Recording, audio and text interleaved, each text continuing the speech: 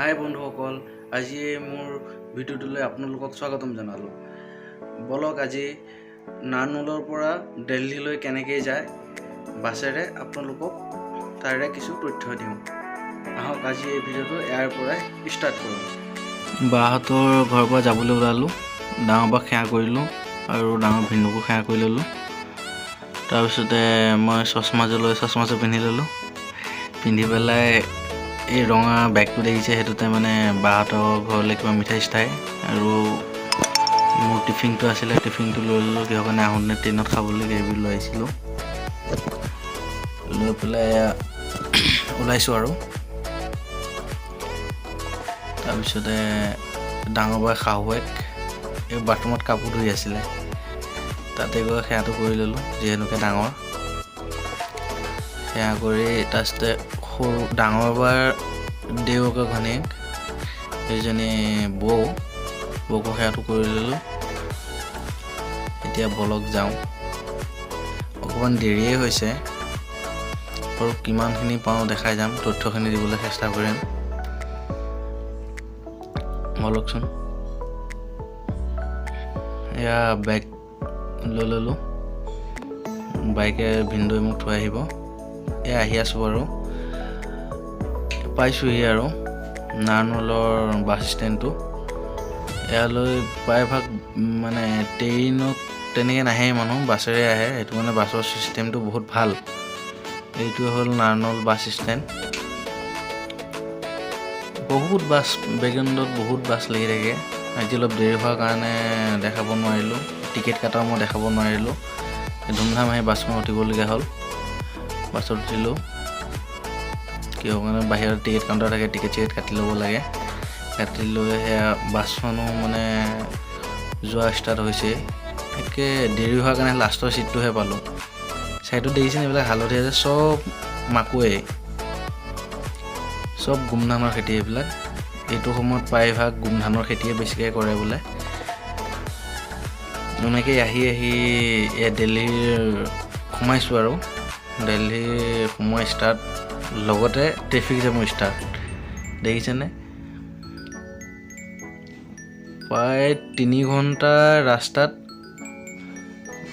মানে ধৰি লওক 133 কিলোমিটাৰ ৰাস্তাত আপোনাৰ 80 কিলোমিটাৰত আহোঁতেনে 80 কিলোমিটাৰ আহোঁতেনে প্ৰায় 1 ঘণ্টা 10 মিনিট 15 মিনিটমান লাগে। বাকী আপোনাৰ এইখিনিতেই আপোনাৰ মানে বাকী 2 ঘণ্টা লাগি যায়। এইফালে ওপৰত দেখিছেনে, এইটো আপোনাৰ মেট্ৰ' ট্ৰেইনৰ কাৰণে বনাই থৈছে। গোটেই দিল্লীতে এনেকৈ মেট্ৰ' ট্ৰেইন আছে। মেট্ৰ' ট্ৰেইনৰ ছিষ্টেমটো খুব ভাল। এইটো মেট্ৰ' ট্ৰেইনৰ ষ্টেচন। তাৰপিছতে এয়া দেখিছেনে ট্ৰেফিক জাম, বহুত বেছি ট্ৰেফিক জাম হয়। মানে গাড়ী লাহে লাহে গৈ থাকিব লাগে, বহুত বেছি ট্ৰেফিক জাম হয়। গৈ থাকোঁচোন বাৰু, কিমান সময় লাগে। পামহে এতিয়া বাৰু, গুগল মেপৰ মতে বেছি টাইম নাই আৰু 45-50 মিনিটমান দেখাই আছে। কিন্তু ট্ৰেফিক জামততো ক'ব নোৱাৰি কিমান টাইম লাগি যায়। এইফালে জুম কৰি অকণমান দেখাৰ চেষ্টা কৰিছোঁ, কিন্তু মই বাছৰ ছিটত থকাৰ কাৰণে দেখাব পৰা নাই। ছিটৰ পৰা মানুহ কমিছে, গাড়ীৰ পৰা বিশেষকৈ। এইফালে দেখিছেনে আগত ভিডিঅ' কোৱালিটিটো ইমান এটা ভাল হোৱা নাই আজি। কিহৰ কাৰণে বাছত আহিছোঁতো, মোবাইল হাতত ধৰি পেলাই ভিডিঅ' কৰি আহিবলগীয়া লৈছে। আৰু যিমানখিনি দেখাবলৈ পাৰিছোঁ চেষ্টা কৰিছোঁ দেখুওৱাৰ। এয়া চাওকচোন কিমান ট্ৰেফিক জাম, মানে বহুত বেছি ট্ৰেফিক জাম থাকে ইয়াত। কাষে আহি থকা গাড়ীবিলাক মানে এনেকৈ দেখিছেনে, চাইডে আহি থকা গাড়ীবিলাক, সেইবিলাকহে গৈ আছে। যিবিলাক মানে মাজত সোমাই গ'ল, সেইবিলাক গাড়ীটো আৰু লাহে লাহে ওলাই গৈ থাকিব। বলকচোন বাৰু। যিমানে আপুনি দামী কাৰ নলওক, যিমানে দামী কাৰ নলওক, সেয়া ট্ৰেফিক জামত চব সমান। লাহে গৈ থাকিব লাগিব, চব একেলগে গৈ থাকিব লাগিব। এয়া দেখিছেনে, বহুত কিন্তু ট্ৰেফিক জাম হৈ যায়। কিমান গাড়ী চাওক, কিমান গাড়ী, মানে ভাবিব নোৱাৰা গাড়ী ভিৰ থাকে দেখিছেনে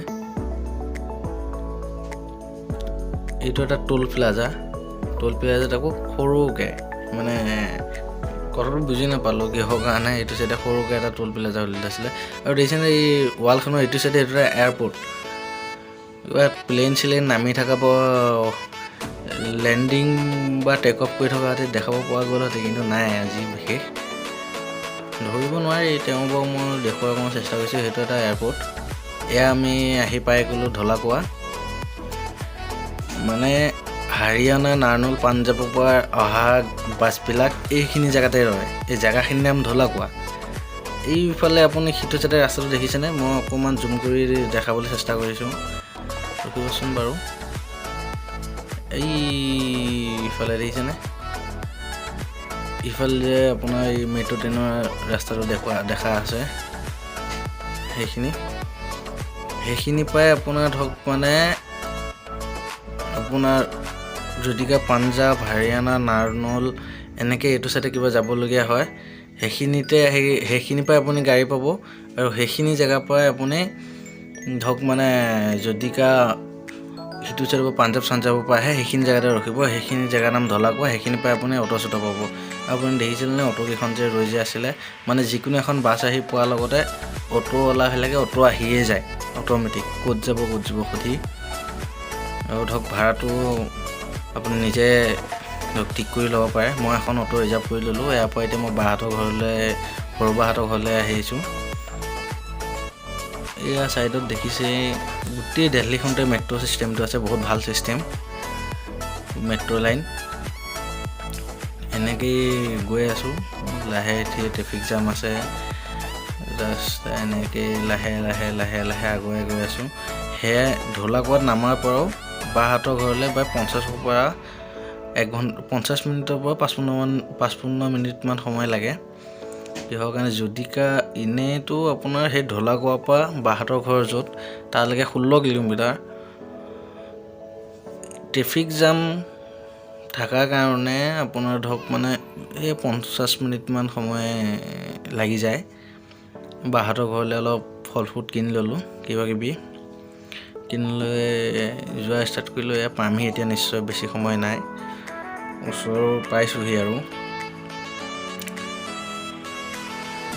গৈ থাকোঁচোন ফাইনেলি আহি পালোঁ বাহঁতৰ ঘৰ এই বাহঁতৰ ঘৰ বায়ে কিবা বনাই আছে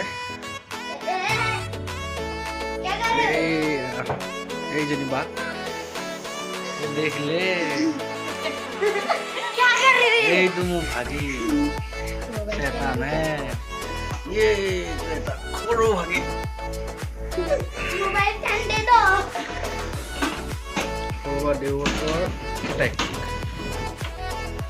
আজি এই ভিডিঅ'টো ইমানতে সমাপ্ত কৰিলোঁ আৰু ভিডিঅ'বোৰ চাই ভাল পালে লাইক কমেণ্ট শ্বেয়াৰ ছাবস্ক্ৰাইব কৰি দিব লগতে বেল আইকনটো প্ৰেছ কৰি দিব যাতে সকলোতকৈ আগতীয়াকৈ মোৰ ভিডিঅ'বোৰৰ লিংকটো পায়